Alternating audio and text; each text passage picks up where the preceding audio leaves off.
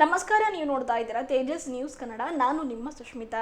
ಜಿಲ್ಲಾ ಕನ್ನಡ ಸಾಹಿತ್ಯ ಪರಿಷತ್ತು Bidar, Shri Sharananidhi education and charitable trust Gowdanahalli ವತಿಯಿಂದ ಡಾಕ್ಟರ್ ಬಿ.ಆರ್. ಅಂಬೇಡ್ಕರ್ ಮತ್ತು ಶ್ರೀಮತಿ ಸುಜಾತಾ ಗೌನಹಳ್ಳಿ ಸಂಪಾದಿತ ಸಂಸ್ಕಾರ ಇಂಚಿನ ಪುಸ್ತಕ ಬಿಡುಗಡೆ ಕಾರ್ಯಕ್ರಮ ಬೀದರ್ನ ಬಸವ ಕೇಂದ್ರದಲ್ಲಿ ಹಮ್ಮಿಕೊಂಡಿದ್ದು, ಕಾರ್ಯಕ್ರಮವನ್ನು ಅಹಿಲ್ಯಬಾಯಿ ಶಿಕ್ಷಣ ಸಂಸ್ಥೆ ಅಧ್ಯಕ್ಷರಾದ ಶ್ರೀಮತಿ ಗೀತಾ ಪಂಡಿತರಾವ್ ಚಿದ್ರಿ ಅವರು ಚಾಲನೆ ನೀಡಿದರು.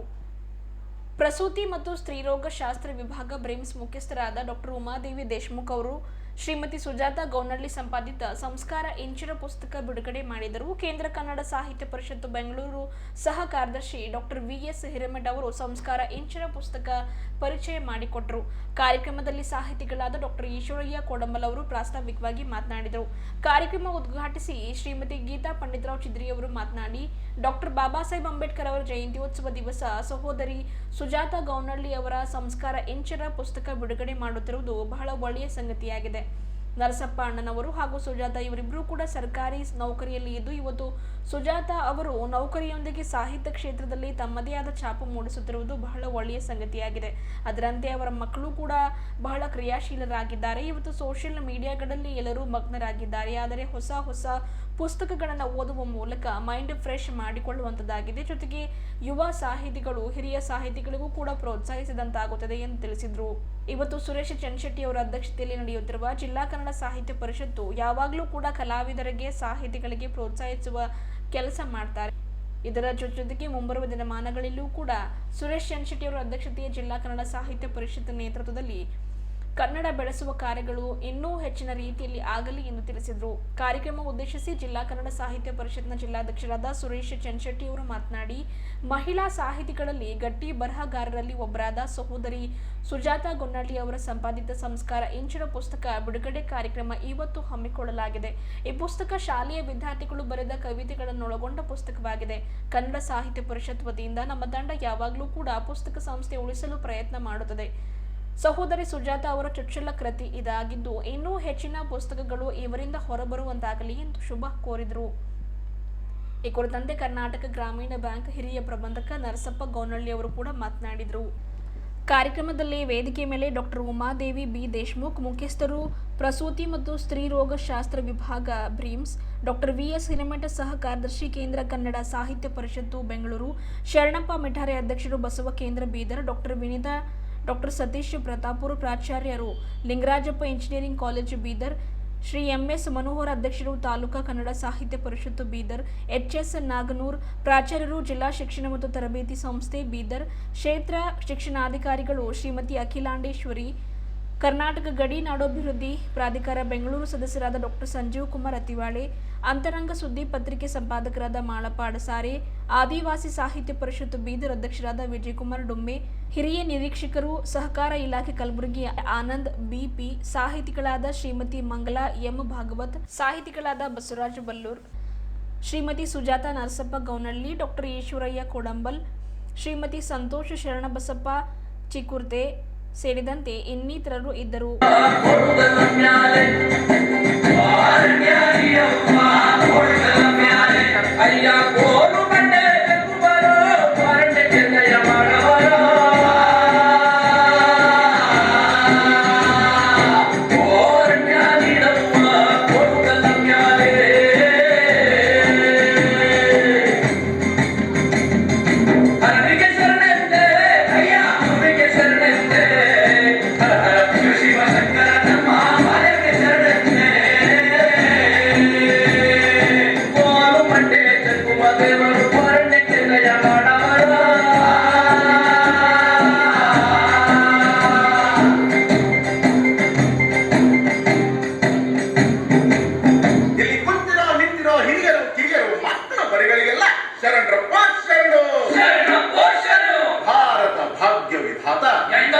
ಭಾರತ ಭಾಗ್ಯ ವಿಧಾತನ ಕಥೆ ಹೇಳಕ್ ಬಂದಿದ್ದೀವಿ ಸ್ವಾಮಿ. ನಾವು ಹಿಂಗಂತ ಆಡೋರು ಮತ್ತು ನೋಡೋರು ನಡುವೆ ಒಂದು ಒಪ್ಪಂದ ಮಾಡ್ಕೊಂಡು ಶುರು ಮಾಡೋಣ ಸ್ವಾಮಿ ನಾವು ಮಾಟನ.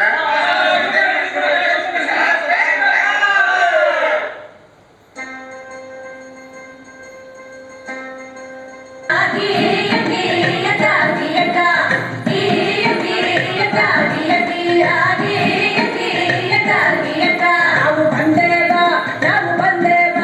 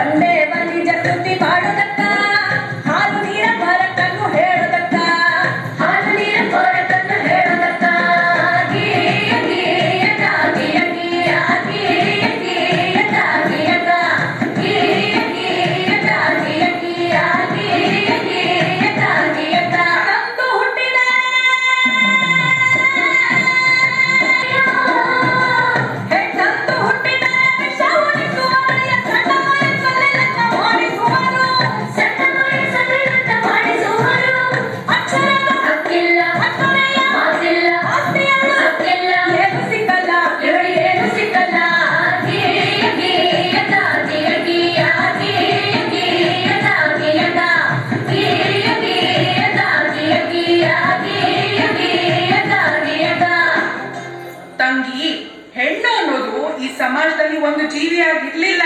ಅವಳು ಆಸ್ತಿ ವರ್ಣ ವಂಶ ರವಾನಿಸೋ ಒಂದು ಯೋಜನೆ ಆಗಿದ್ಲು. ಈ ಜಾತಿ ಆ ಜಾತಿ ಸೇರ್ಬಾರ್ದು, ಆ ವರ್ಣ ಈ ವರ್ಣ ಬೆರಿಬಾರ್ದು, ಈ ಆಸ್ತಿ ಆ ಆಸ್ತಿ ಅವ್ರಿವ್ರ ಕೈ ಸೇರ್ಬಾರ್ದು. ಹಿಂಗೆಲ್ಲ ಆಗ್ಬಾರ್ದು ಅಂದ್ರೆ ಹೆಣ್ಣಿಗೆ ಯೋಚಿಸೋ ಶಕ್ತಿ ಕೊಡ್ಬಾರ್ದು. ಹಾಗೆ ಅವಳಿಗೆ ಒಪ್ಪಿಗೆ ಇದೆಯೋ ಇಲ್ವೋ, ಅವಳ ಬುದ್ಧಿ ಮತ್ತು ಮೈ ಮಾಗಿದೆಯೋ ಇಲ್ವೋ. ದೇಶಾದ್ಯಂತ ಭಾರತ ರತ್ನ ಸಂವಿಧಾನ ಶಿಲ್ಪಿ ಡಾಕ್ಟರ್ ಬಾಬಾ ಸಾಹೇಬ್ ಅಂಬೇಡ್ಕರ್ ಅವರ 133ನೇ ಜಯಂತಿ ಉತ್ಸವ ಆಚರಣೆ ಸಂಭ್ರಮದಲ್ಲಿ ಮಾಡ್ತಾ ಇದ್ದಾರೆ ಎಲ್ಲ ನಮ್ಮ ಭಾರತ ದೇಶದ. ಅದರಂತೆ ನಮ್ಮ ಬೀದರ್ ಜಿಲ್ಲಾ ಕನ್ನಡ ಸಾಹಿತ್ಯ ಪರಿಷತ್ತು ಮತ್ತು ಈ ಒಂದು ಬಸವ ಕೇಂದ್ರ ಈ ಪುಸ್ತಕ ಬಿಡುಗಡೆ ಕಾರ್ಯಕ್ರಮ ಇರಲಿಲ್ಲ ಅಂತಂದ್ರೂ ಆ ಎರಡೂ ಸಂಸ್ಥೆಗಳು ಡಾಕ್ಟರ್ ಬಾಬಾ ಸಾಹೇಬ್ ಅಂಬೇಡ್ಕರ್ ಅವರ ಒಂದು ಜಯಂತಿ ಉತ್ಸವವನ್ನ ಆಚರಣೆ ಮಾಡ್ತಾ ಇತ್ತು.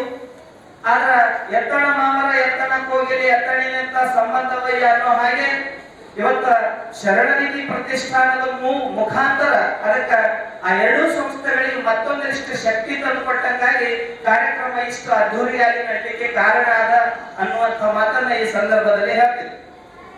ಕನ್ನಡ ಸಾಹಿತ್ಯ ಪರಿಷತ್ತು ಈ ಮತ್ತು ಬಸವ ಕೇಂದ್ರ ಇವೆರಡು ಕನ್ನಡದ ಅಸ್ಮಿತೆಗಾಗಿ ಮತ್ತು ಶರಣ ಸಂಸ್ಕೃತಿಯನ್ನು ಉಳಿಸಿ ಬೆಳೆಸುವ ನಿಟ್ಟಿನಲ್ಲಿ ಹಲವಾರು ಕಾರ್ಯಕ್ರಮಗಳನ್ನು ಮಾಡ್ತಾ ಬಂದಿದೆ. ಜೊತೆಗೆ ನಮ್ಮ ಭಾರತೀಯ ದಾರ್ಶನಿಕರ ಮಹಾತ್ಮರ ಬಸವಾದಿ ಶರಣರ ಜಯಂತಿ ಉತ್ಸವಗಳನ್ನು ಕೂಡ ಆಚರಿಸ್ತಾ ಬಂದಿದೆ. ಇಂದು ಡಾಕ್ಟರ್ ಅಂಬೇಡ್ಕರ್ ಅವರ 133ನೇ ಜಯಂತಿಯ ಜೊತೆಗೆ ಇವತ್ತು ಒಂದು ವಿಶೇಷವಾದಂತಹ ಕಾರ್ಯಕ್ರಮ ಇದೆ. ಈ ಶರಣ ನಿಧಿ ಎಜುಕೇಶನಲ್ ಅಂಡ್ ಚಾರಿಟೇಬಲ್ ಸೊಸೈಟಿಯ ಒಂದು ಉದ್ಘಾಟನೆಯೂ ಇದೆ.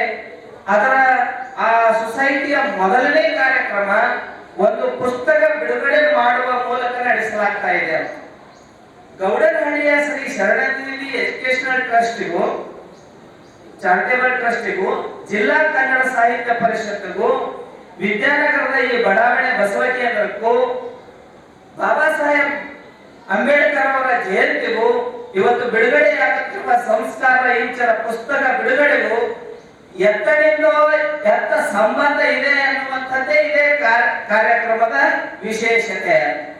ಯಾಕಂತಂದ್ರೆ ಇವರು ನರಸಪ್ಪ ಅಣ್ಣವರು ಮತ್ತು ಸಹೋದರ ತಂಗಿ ಇಬ್ಬರು ಸರ್ಕಾರಿ ನೌಕರರಿದ್ದಾರೆ. ಇಬ್ಬರು ನೌಕರಿದಾಗಿದ್ರು ಬ್ಯಾಂಕಿಂಗ್ ಕೆಲಸ ಅಂತೂ ಕಣ್ಣಾಗಿ ಎಣ್ಣೆ ಹಾಕೊಂಡು ಕೆಲಸ ಮಾಡ್ಬೇಕಾಗ್ತದೆ.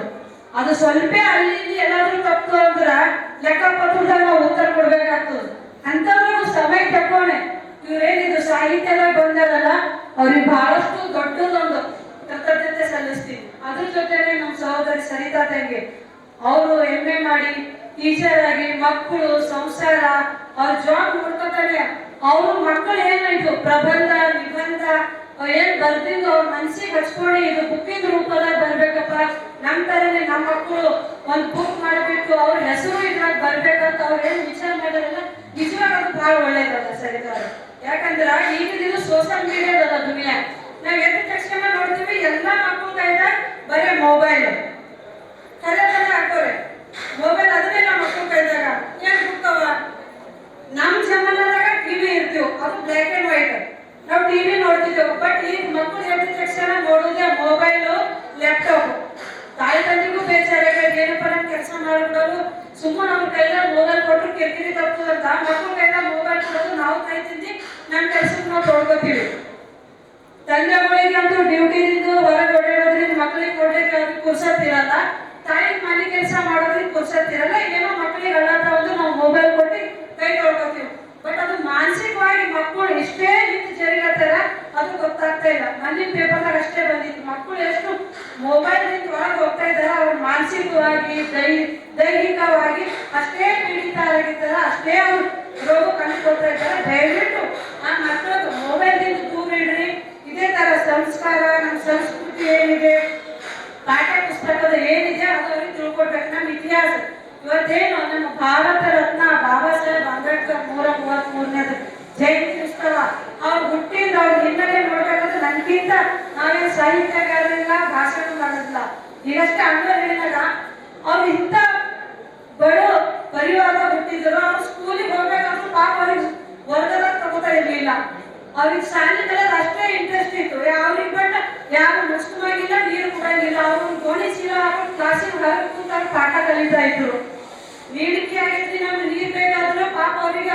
ಒಂದು ಮಣ್ಣಿನ ಗಡಿಗಿದಾಗ ಅವ್ರಿಗೆ ನೀರು ಕುಡಿಯೋದಂತ ಸ್ವಾತಂತ್ರ್ಯ ಇರಲಿಲ್ಲ.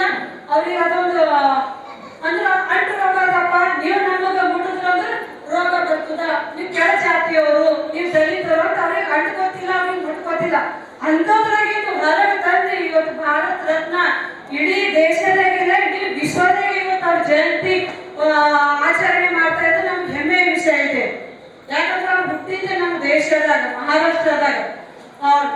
ಅವ್ರು ಇರ್ಲಿಲ್ಲ ಅಂದ್ರೆ ನಾವು ಮಹಿಳೆಯರು ಇಷ್ಟು ಸಾಧನೆ ಮಾಡ್ಲಿಕ್ಕೆ ಅವಕಾಶ ಇರ್ಲಿಲ್ಲ. ನಮ್ಮ ಮಹಿಳೆಯರಿಗೆ ಅವ್ರು ಇಷ್ಟು ಅಧಿಕಾರ ಕೊಟ್ಟಾರ. ಯಾಕಂದ್ರೆ ನಮ್ಗೆ ಹಳದಾರಲ್ಲ, ತಾಯಿ ತಂದಿನೂ ಅಷ್ಟು ಕೊಟ್ಟಿಲ್ಲ. ಹಳದಿ ತಾಯಿ ತಂದೆ ಜನ್ಮ ಕೊಟ್ಟಿರ್ಬೇಕು, ಬಟ್ ನಮ್ಗೆ ಹೆಸರು ಕೊಟ್ಟಿದ್ದು, ನಮ್ಗೆ ಅಧಿಕಾರ ಕೊಟ್ಟಿದ್ದು, ನಮಗೆ 2 ಮಾತು ಆಡ್ಲಾಗಂತ ಧೈರ್ಯದಿಂದ ನಾವು ಇವತ್ತು ಏನಾದ್ರೂ ಓಡಾಡ್ತಿದ್ರು ಬಾಬಾ ಸಾಹೇಬ್ ಅಂಬೇಡ್ಕರ್ ಆಶೀರ್ವಾದದಿಂದ ಅಂತ ಹೇಳಕ್ಕೆ ಇಚ್ಛಿಸ್ತೀನಿ.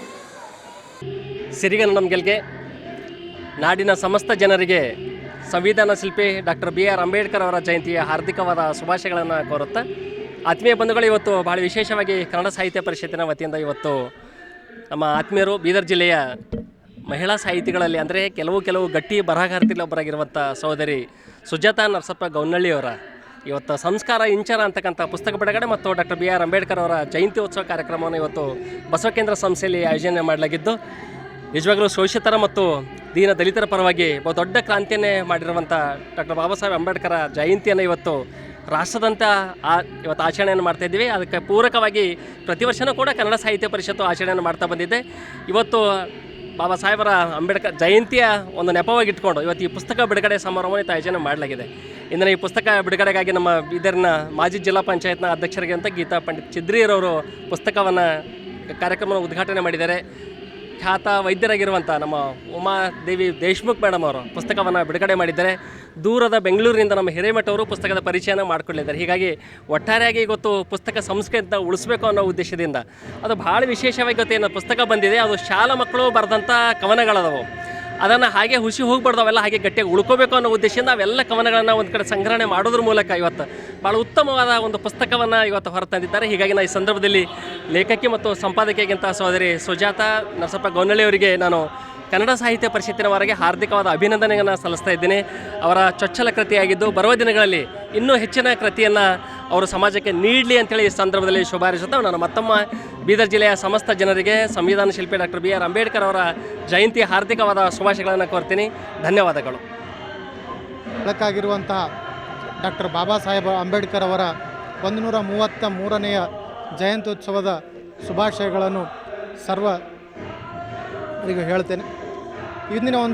ಈ ಒಂದು ಶುಭ ದಿನದಂದು ಕನ್ನಡ ಸಾಹಿತ್ಯ ಪರಿಷತ್ ಬೀದರ್ ಮತ್ತು ಶ್ರೀ ಶರಣನಿಧಿ ಶೈಕ್ಷಣಿಕ ಮತ್ತು ಚಾರಿಟೇಬಲ್ ಸೊಸೈಟಿ ವತಿಯಿಂದ ಒಂದು ಅತ್ಯಂತ ಅಪರೂಪವಾಗಿರುವಂಥ ಒಂದು ಕೃತಿಯನ್ನು ಇವತ್ತು ಹೊರತರುವುದರ ಮೂಲಕ ಸನ್ಮಾನ್ಯ ಚನ್ಸೆಟ್ಟಿ ಸಾಹೇಬರು ಒಂದು ಸಹಯೋಗದಲ್ಲಿ ಒಂದು ಬಾಬಾ ಸಾಹೇಬರ ಜಯಂತಿಯ ಉತ್ಸವಕ್ಕೆ ಮತ್ತೊಂದು ಮೆರುಗನ್ನು ನೀಡಿದ್ದಾರೆ ಅಂತ ಹೇಳೋದಕ್ಕೆ ನಾನು ಭಾಳ ಹರ್ಷಿತನಾಗ್ತೇನೆ. ಅದೇ ರೀತಿಯಾಗಿ ಈ ಒಂದು ಸದಾವಕಾಶವನ್ನು ನಮಗೆ ಮಾತಾಡಲಿಕ್ಕೆ ಅವಕಾಶ ನೀಡಿರುವಂಥ ಎಲ್ಲರಿಗೂ ಸಹ ಹೃತ್ಪೂರ್ವಕವಾದ ವಂದನೆಗಳನ್ನು ಸಲ್ಲಿಸ್ತೇನೆ.